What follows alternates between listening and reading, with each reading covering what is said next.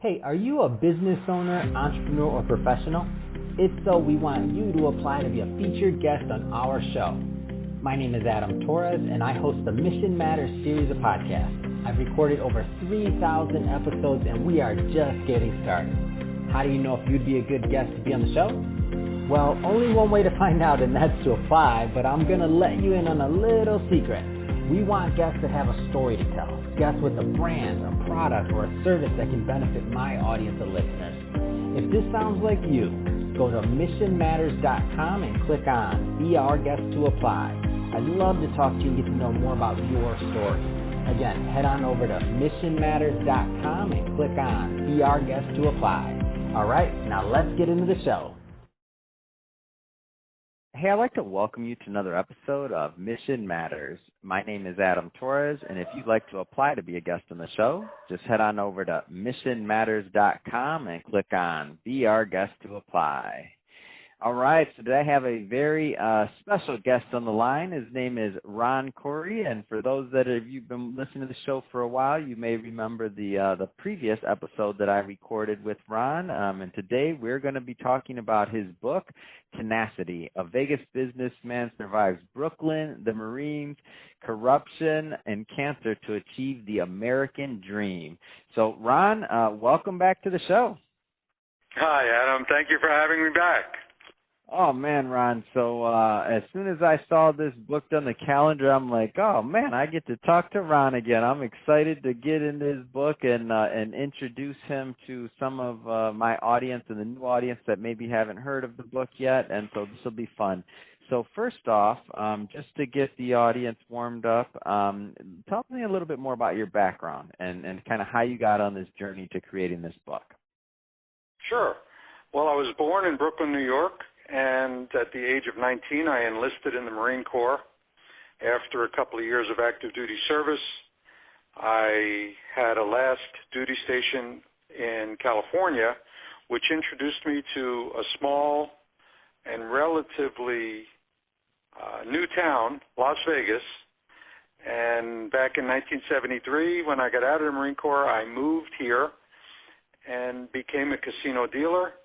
After a couple of years of doing that, became a realtor, purchased a gaming tavern, and ended up parlaying that one business into nearly 20 other businesses of various areas of industry, and went into the limo business, printing, wholesale glass and mirror, automobile dealerships, and in 2015, sold what was left of my businesses and pretty much retired, thinking that I was at an age ready to retire. But then within less than a year, got bored with that and had to figure out what to do with the rest of my life. And one of my attorneys recommended telling a story that he thought the world would be interested in, which is not only the developing of many businesses, but one such business, a casino in an outlying city to Las Vegas.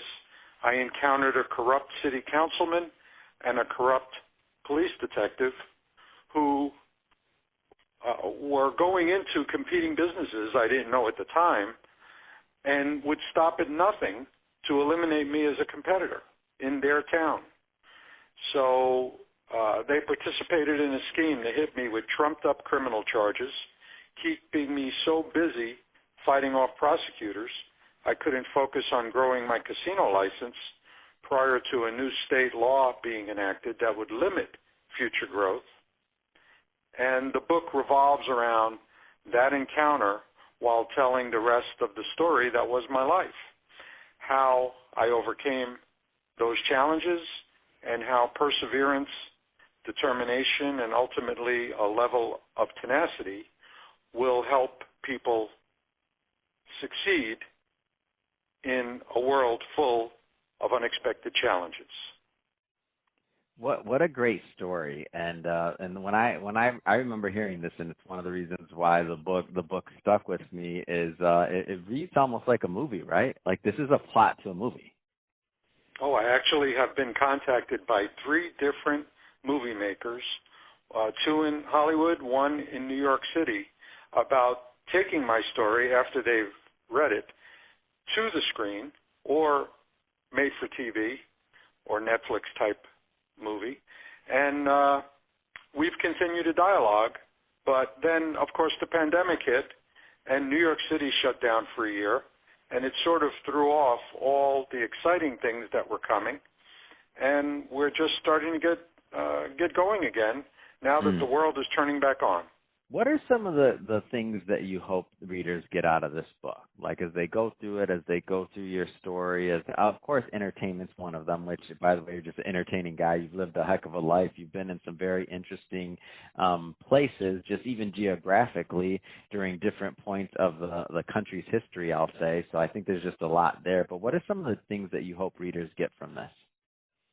Well, when it began, it was just sort of telling a story, which many of the reviewers that have posted reviews on my website have said it, as they read the book, it was just sort of sitting with me having a drink as I told a story. And I wanted the book to have that kind of feel, that it wasn't, you didn't feel like you were reading a book. You felt like someone was telling you an interesting story. And I didn't go into it with the intention to motivate and inspire people, but in telling people about some of the challenges I encountered, it ended up being quite an uplifting, inspirational tale, while not a tale exactly, it's a true story of my life. And it served many purposes, and I've had an uncountable number of people that have told me how this book inspired them to go back and fight a fight for their business or their personal life that they thought, oh, you can't fight City Hall, I'm just going to give this one up. And when they saw what I did, how I did it, up to and including confronting my accuser, taking him to the Supreme Court, succeeding in ethics commission challenges against him, and different ways of ultimately winning when there were battles, people have made me feel very good that I may have inspired them to achieve greater things in their lives. In fact, last week I had a very interesting thing, nothing like it ever happened before, but a national company called Ameriprise Financial Services asked me to be a guest speaker at their dinner, and they had nearly 100 people there, and I had never stood up and spoken about myself for a full 60 minutes, but it ended up going very well. There was an interesting Q&A at the end of it, and then people lined up for me to sign books for them. So even at the age of 69, I'm finding new things to keep me challenged and interested in waking up every day and being productive. Wow, what an amazing story, and congrats on the speaking opportunity and the fact that you got up and you did it, talked for a full hour, and that's a big honor and big thing to be contacted. So I think sometimes it's gratifying to see, and I love this about you sharing your story, and I always encourage people to write books and to do that. And of course I may be biased on that end, right? We're a publisher, so we sell books, so we help people get published. So I'm biased on that end, but I always like to hear it from the author's point of view.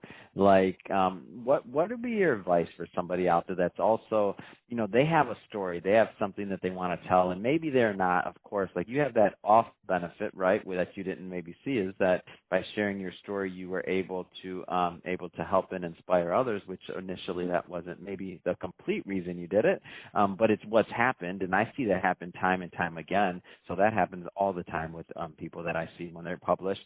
But what would you tell people out there, again, that are sitting on a story or they have something that they want to share and about, like, going out there to do their book? Because there's something that you did here is you crossed over from the unpublished to you're in a book now. You got your book, you got your story out there. What would you tell them?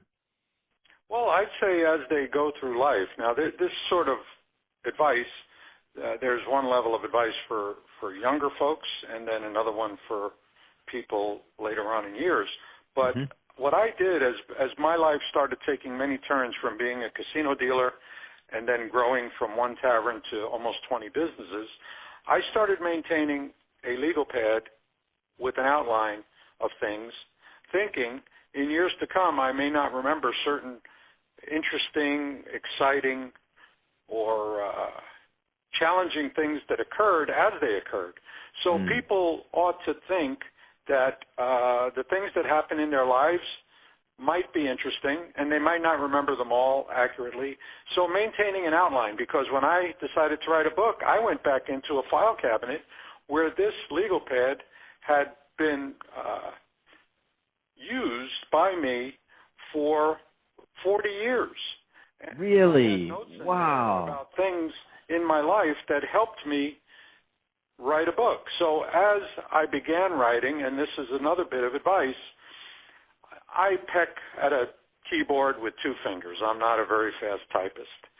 So after I put down a chapter or two and saw how long it took me to take my outline and get it into some printed form for an editor to look at, I went to someone who had done this before as a public relations advisor and also an author in his own right, met with him, we agreed on a price, and I told him I would do much better sitting down with you over many hours and telling you my story from A to Z and have you put it on paper. Well, of course, we live in a digital world now, so that makes it a lot easier.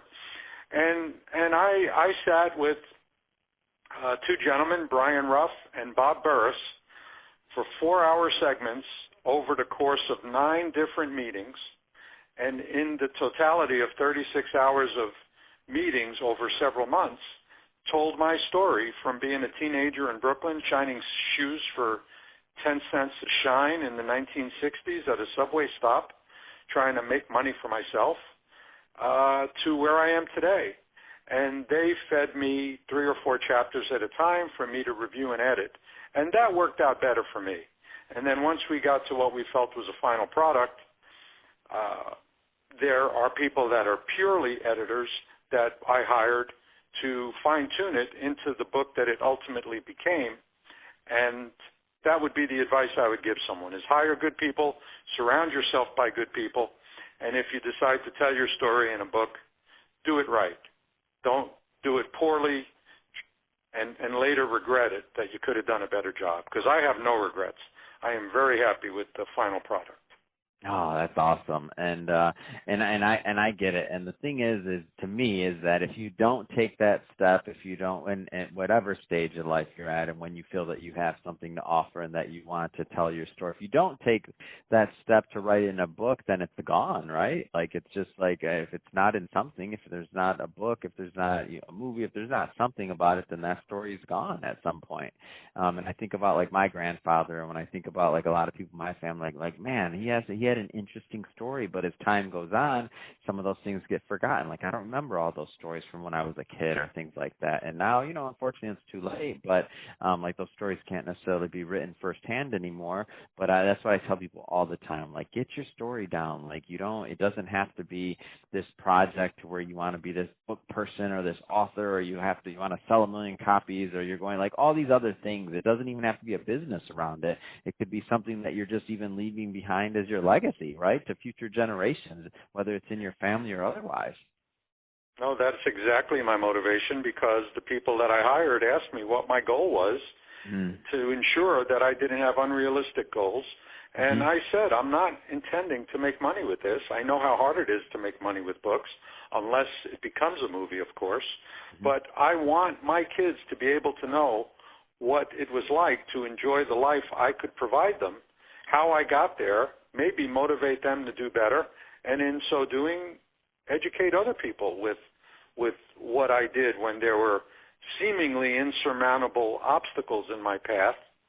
And whether it was the Marine Corps mentality or something in my DNA, never let failure be an option, and find a way to overcome the challenge you're faced with and come out the other side proud of your accomplishment. And in so doing, this book, Tenacity, is a piece of work I'm very proud of, with not only getting the story told for my kids to enjoy and appreciate, but for the world to enjoy. And a side thing that occurred was after the book was finished, I did some research and found out that 25% of all books sold today are sold in audio form, which I didn't know. but that was a higher percentage than I thought it would be. So I applied some thought to it, and I thought, well, if a quarter of all the books sold are in audio form, I'd like my audio book to be killer. I want it to be great. So I hired a familiar voice, and I interviewed different options, and I ended up selecting an actor named Michael Madsen, who people may know from Reservoir Dogs and Donnie Brasco fame. And we located his agent. We negotiated a deal. I brought him to Las Vegas for a week, put him in a room in the Bellagio, and hired a sound studio for 8 hours a day for 5 straight days. And he and I would pick him up and take him to the soundstage, and he would read my book in its entirety into a format that they could edit. And ultimately, it's not only a book on Amazon in paperback, Kindle, and hardcover, but it's also in Audible in the voice of Michael Madsen, something I'm very proud of. It's amazing, and I love that you said do it right, and you did it right, and you're doing it right, and it's awesome to help support and to continue to get this message out here and this book out there. So Ron, as always, I mean, a pleasure having you on the show. That being said, if somebody, I'm sure we'll work together again, and we're going to keep on supporting you over at Mission Matters and make sure that we keep on getting the word out about your book. If somebody's listening to this right now and they want to learn more about the book or in your background and pick up a copy, I mean, what's the best way for them to do that? Well, there's a website dedicated to the book.